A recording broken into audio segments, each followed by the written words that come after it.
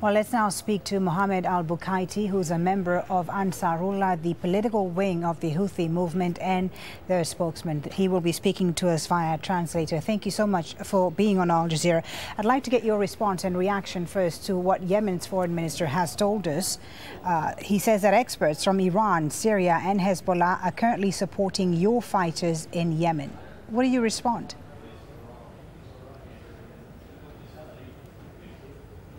This is not true.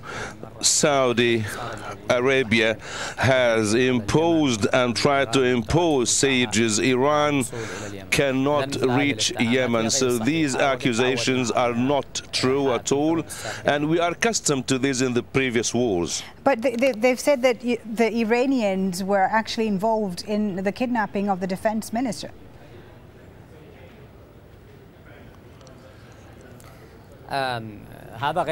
This is not true again. The defense minister is not kidnapped. He is a president now, and he moved from Sana'a to Aden, and he joined Hadi and started pushing the camps there and encouraging some officers to move against the popular committees and to join Hadi. He was taken as a prisoner in a war with Faisal Rajab, who is a field commander, and with Nasser Mansour Hadi, the brother of the former president in Yemen. So you've taken him as a prisoner. You say, I just want to ask you, sir, about the situation on the ground currently, because there are reports that you're losing ground in Aden, in Taiz. The Yemeni army says they're making gains there. Can you tell us what your situation is right now? Are you on the back foot in Taiz and Aden?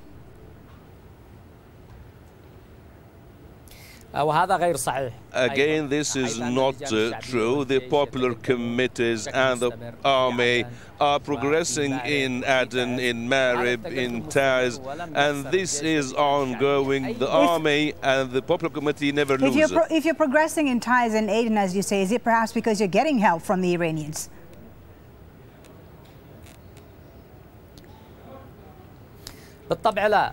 No, because Yemen is under siege, as you know, and there is also the aerial bombardment and shelling. Despite that, the army and the popular committees achieved progress. How are they achieving this progress? How if they're not getting any help from outside? Of course, the aggression forces depend on America and the U.S. support. You're not responding to my question. I'm asking you. You say that you're making progress in Taiz and Aden, and I want to know how that's possible if you're not getting any help from outside. I'm not talking about the coalition forces. I'm asking you about the Houthi forces right now.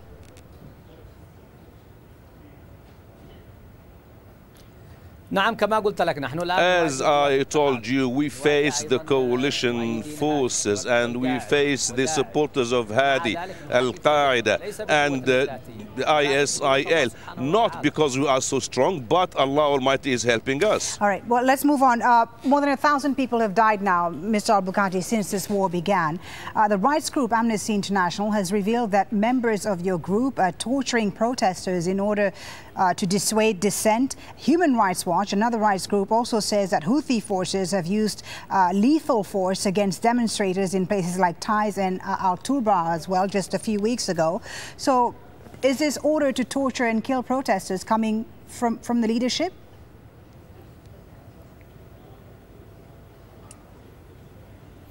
This is not true. Demonstrations took to the streets in Taiz and in other cities against Ansarullah. Al Jazeera has aired these demonstrations. Anyone in Saudi Arabia, anyone in Qatar who is against the war will be arrested. You're not answering my question, because I want to quote this from Human Rights Watch. You say it's not true, but Human Rights Watch says in Taiz on March 24th, just about a month ago, Houthi fighters fired without warning on a crowd of over 1,000 people, killing and fatally injuring at least 4 of them. So members of your group seem to be committing abuses. Either you are sanctioning these abuses, or you're not aware, and you're not in control of your fighters on the ground.